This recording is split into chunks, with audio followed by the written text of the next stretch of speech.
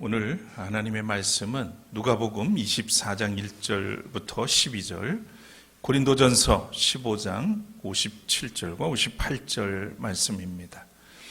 먼저 누가복음 24장 1절부터 12절까지 읽겠습니다. 이레의 첫날 이른 새벽에 여자들은 준비한 향료를 가지고 무덤으로 갔다. 그들은 무덤 어귀를 막은 돌이 무덤에서 굴려져 나간 것을 보았다. 그들이 안으로 들어가 보니 주 예수의 시신이 없었다. 그래서 그들이 이 일을 어떻게 해야 할지를 몰라서 당황하고 있는데 눈부신 옷을 입은 두 남자가 갑자기 그들 앞에 나섰다. 여자들은 두려워서 얼굴을 아래로 숙이고 있는데 그 남자들이 그들에게 말하였다. 어찌하여 너희들은 살아계신 분을 죽은 사람들 가운데서 찾고 있느냐? 그분은 여기에 계시지 않고 살아나셨다. 갈릴리에 계실 때에 너희들에게 하신 말씀을 기억해 보아라. 인자는 반드시 죄인의 손에 넘어가서 십자가에 처형되고 사흘째 되는 날에 살아나야 한다고 하셨다. 여자들은 예수의 말씀을 회상하였다. 그들은 무덤에서 돌아와서 11 제자와 그 밖에 모든 사람에게 이 모든 일을 알렸다. 이 여자들은 막달라 마리아와 요한나와 야고보의 어머니인 마리아이다. 이 여자들과 함께 있던 다른 여자들도 이 일을 사도들에게 말하였다. 그러나 사도들에게는 이 말이 어처구니 없는 말로 들렸으므로 그들은 여자들의 말을 믿지 않았다. 그러나 베드로는 일어나서 무덤으로 달려가 몸을 굽혀서 들여다보았다. 거기에는 시신을 감았던 삼배만 놓여 있었다.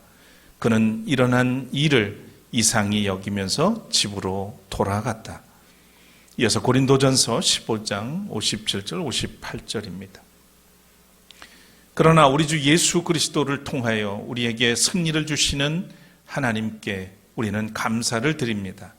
그러므로 나의 사랑하는 형제 자매 여러분, 굳게 서서 흔들리지 말고 주님의 일을 더욱 많이 하십시오. 여러분이 아는 대로 여러분의 수고가 주님 안에서 헛되지 않습니다. 이는 하나님의 말씀입니다.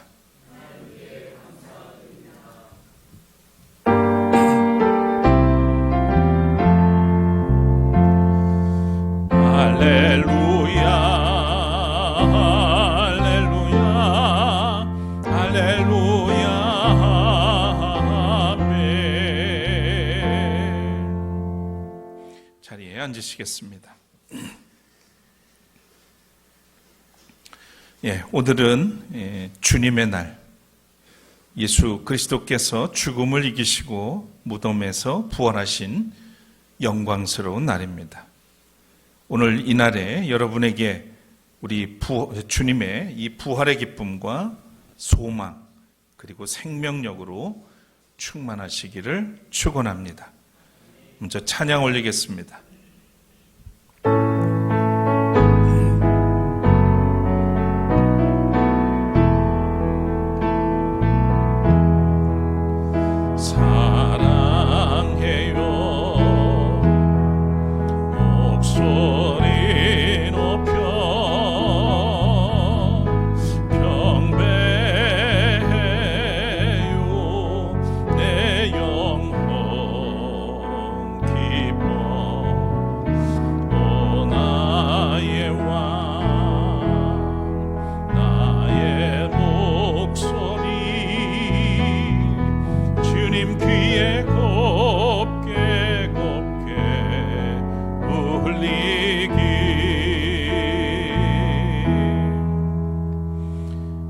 온 인류를 위해서 십자가에 달려 죽으시고 또 사망 권세를 이기시고 부활하신 주님을 찬양합니다.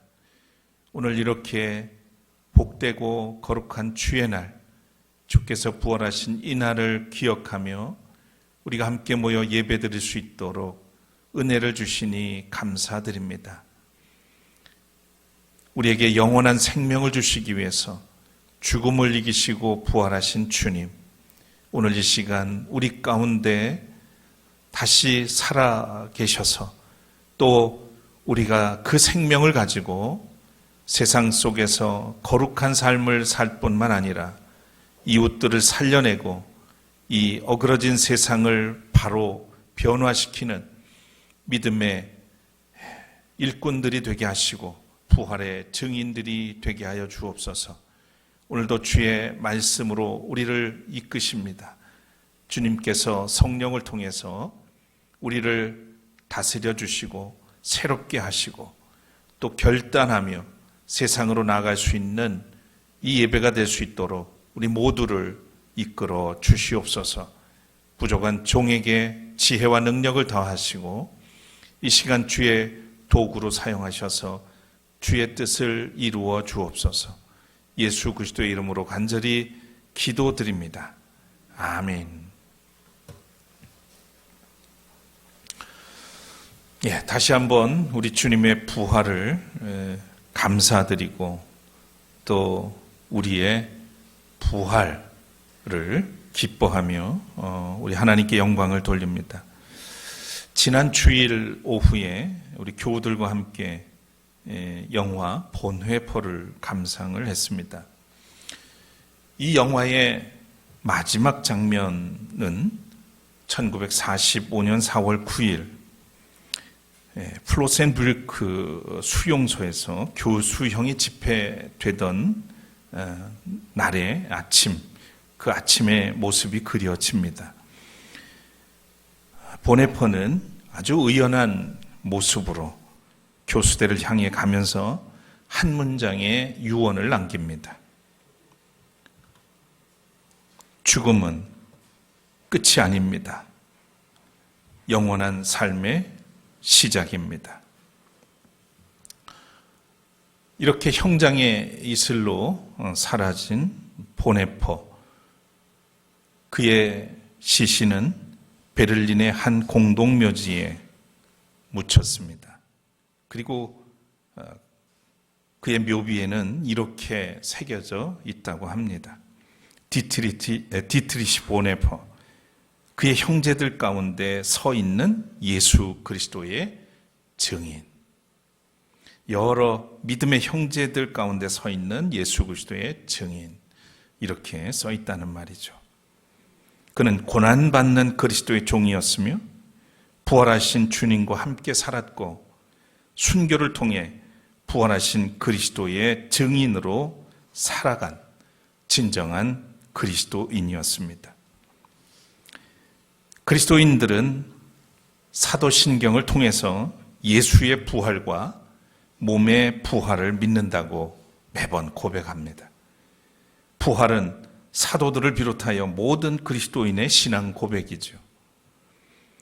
저는 오늘 여러분에게 두 가지 질문으로 강론을 시작하려고 합니다.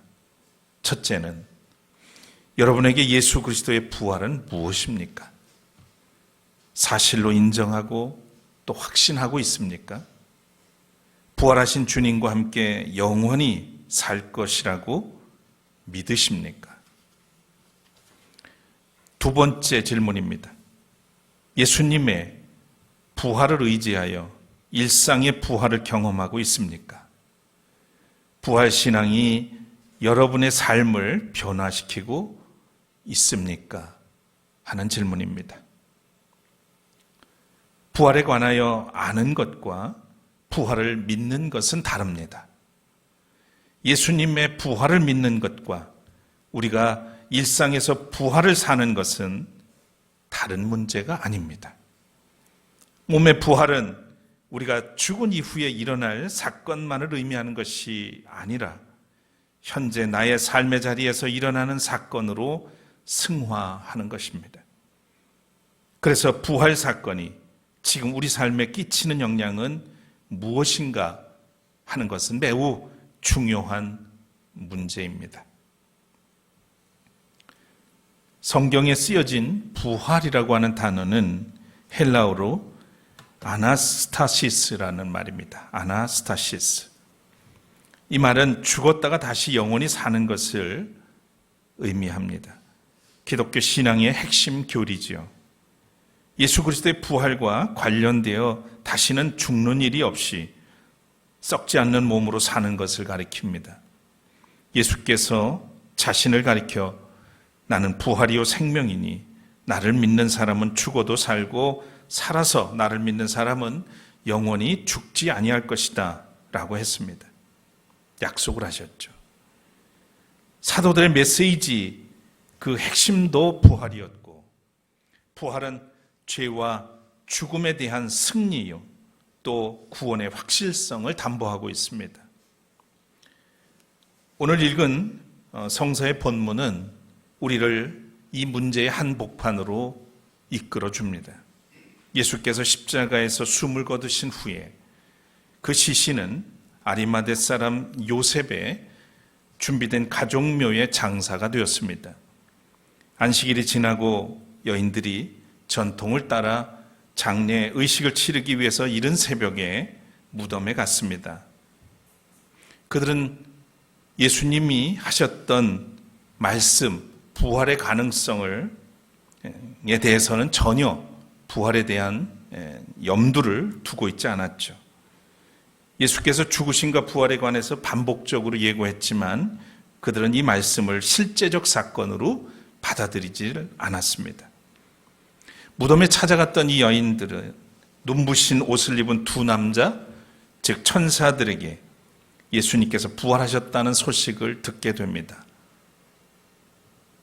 받아들이기 어려웠고 놀랄 수밖에 없었지만 이 상황을 제자들이 머물고 있던 곳에 찾아가서 소식을 전합니다. 제자들은 여인들의 말을 어처구니 없는 말로 치부해버리죠.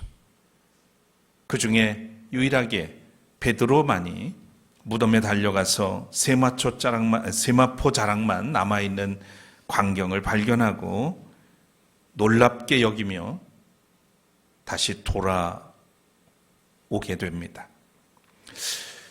이 장면에서 요한복음에서는 주님이 사랑한 제자 요한도 함께 무덤에 달려갔던 것으로 그렇게 묘사를 해 놓았습니다.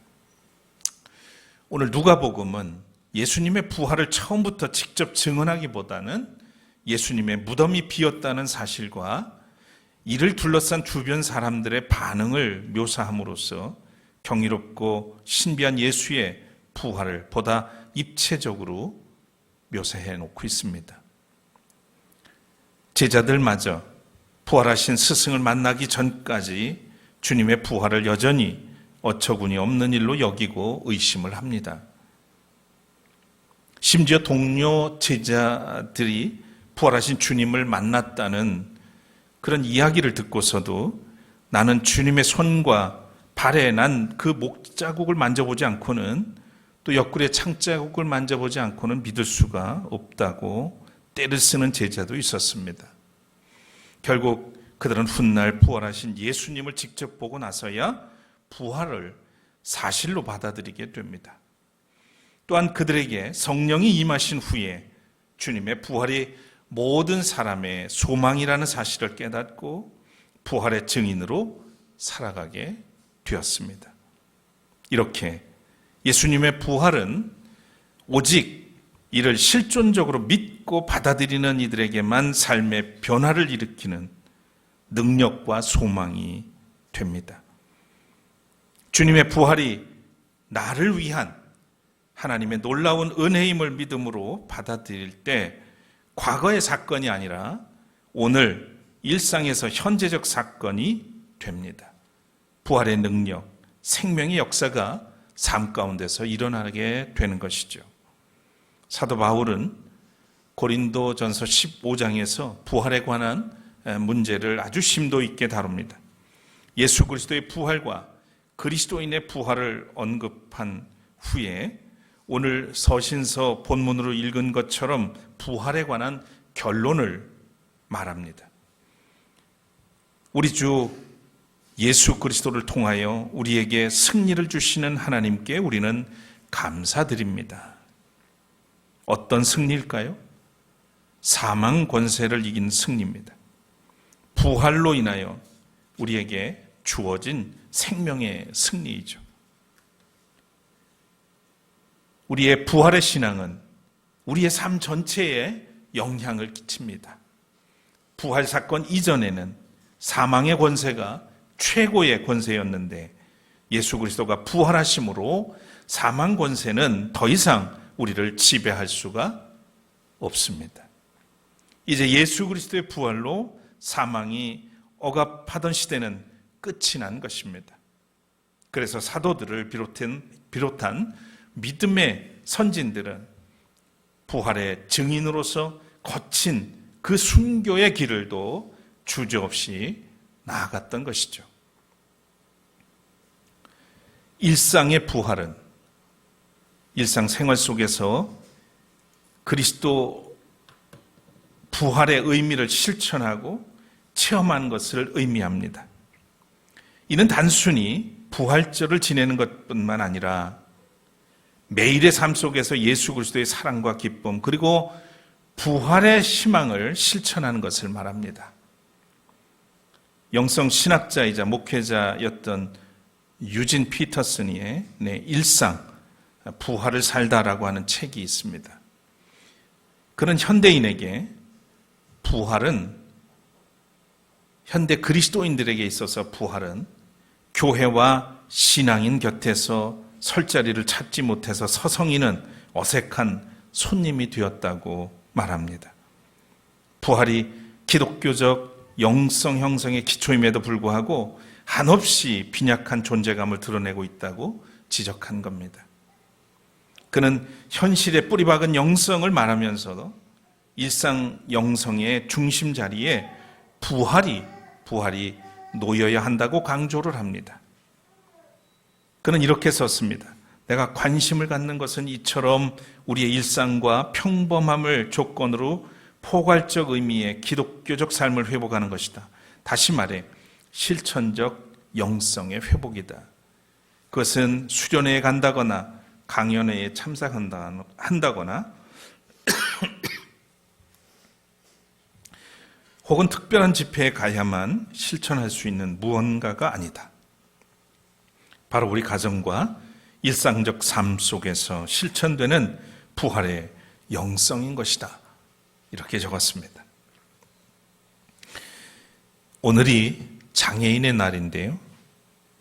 일상의 부활이 무엇을 의미하는지 이제 두 분을 소개함으로써 이해를 돕고자 합니다. 첫째는 라르슈 공동체를 세운 장바니의 신부 이야기인데요. 장바니의 신부는 필립이라고 하는 청년, 그리고 라파엘이라고 하는 정신지체 장애를 가진 청년들을 만난 후에 예수님을 다시 만나게 됐다고 고백했습니다. 그는 설교와 예배 의전에 머물러 계시던 예수님이 두 청년을 통해 자신의 삶 가운데 다시 살아나셨다고 했습니다. 그 이후 장바니에는 삶의 방향도 또 그의 삶의 질도 바뀌었습니다. 이렇게 해서 1964년 라르슈라고 하는 장애인 공동체가 설립이 되었고 현재 35개국 134곳에 이 공동체가 세워졌습니다. 이뿐만 아니라 1971년에는 발달장애인과 비장애인이 함께 교류하며 섬기는 그리스도교 자선단체인 신앙과 빛이라고 하는 이 단체를 설립했는데 현재 전 세계 81개국에 1,500여 개가 넘는 그런 공동체가 세워졌다고 합니다. 바로 이것이 일상의 부활을 통한 이 부활의 역사요 또 능력이라고 할 수 있겠습니다. 다음은 장바니의 신부에게 영향을 받은 헨리 나우엔 이야기입니다. 애덤 역시 중증장애 청년이었습니다. 이 애덤은 헨리 나우엔이 안식년으로 데이브레이크 라르슈 공동체에 입주했을 때 그에게 배당된 청년이었어요. 그가 맡아 돌보던 청년이었다는 겁니다. 하버드 대학에서 종교학을 강의하고 영성신학자로서 추앙을 받던 이 헨리 나우엔도 이 애덤 앞에서는 아주 무익한 사람이었습니다. 이 애덤에게 밥을 먹이는 것도, 옷을 입히고 목욕을 시키는 것도 그에게는 힘이 붙였다는 거예요.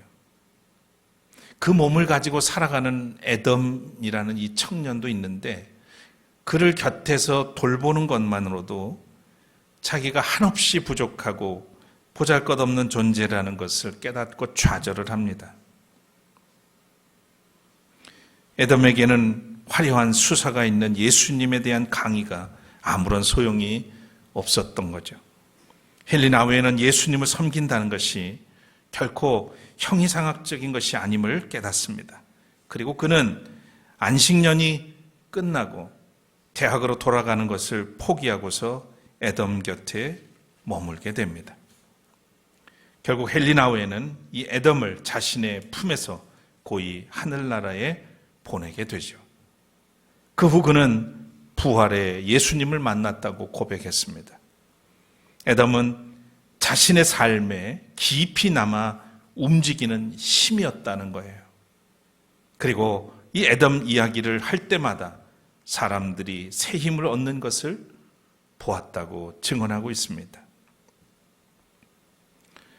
일상에서의 부활이라고 하는 것은 부활을 믿는 것이 단순히 종교적인 의식에 국한되지 않고 일상생활 속에서 예수 그리스도의 사랑과 기쁨, 그리고 부활의 희망을 실천하는 것을 말합니다.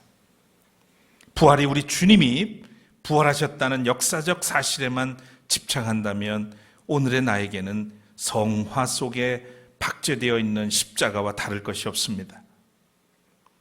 주님의 부활이 우리에게도 부활이 있다는 종말론적 소망에만 초점을 맞춘다면 미래의 기대일 뿐 나의 오늘을 움직이지는 못합니다.